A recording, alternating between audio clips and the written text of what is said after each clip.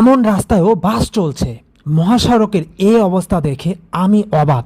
আপনাদের সামনে আমি তুলে ধরবো আজকে রাজশাহীর মহাসড়কের এই জায়গা।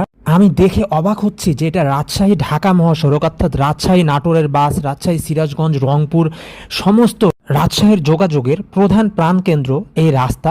অথচ এটা একটা মেন রাস্তা। দেখেন গাড়ির ড্রাইভাররা ডিপার দিতে দিতে তারা দূর থেকেও এগুলো খেয়াল করছে সব কিছুই, কিন্তু মহাসড়কের মাঝখানে এমন অবস্থা কিভাবে। আর আমি অবাক হচ্ছি যে এই জায়গা রাজশাহীর একটা প্রধান সড়কের মাঝখানে কোনো লাল পতাকা বা কোনো চিহ্ন তো দিয়ে রাখবে, যেন বাসের ড্রাইভাররা গাড়ির ড্রাইভাররা বুঝতে পারে অ্যাটলিস্ট দূর থেকে দেখে যে রাস্তার মধ্যে ভাঙ্গা রয়েছে বা উঁচু জায়গা রয়েছে। রাতের বেলায় আপনি জাস্ট ভাবেন যে দূর থেকে কোনো বাস আসছে আর হুট করে যদি এই উঁচু জায়গাটা খেয়াল না করে তাহলে কি ঘটতে পারে।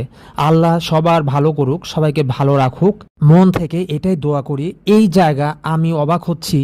আমি বারবার এটা আপনাদেরকে দেখানোর চেষ্টা করছি যে দেখেন এখানে দিয়ে বাস যাচ্ছে, এক পাশ দিয়ে রিক্সা যাচ্ছে, আর এক পাশ দিয়ে মোটরসাইকেল যাচ্ছে।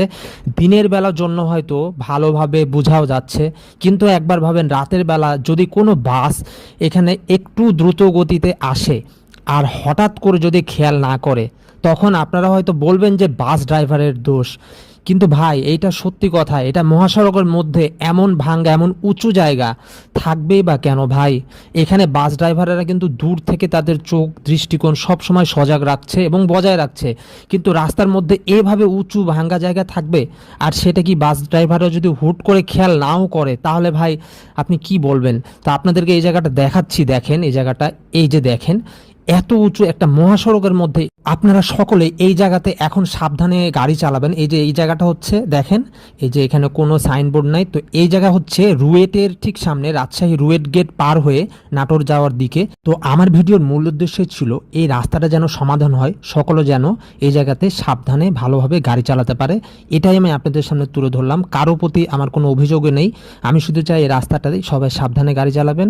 আর সবাই অনেক ভালো থাকবেন। আল্লাহ হাফেজ।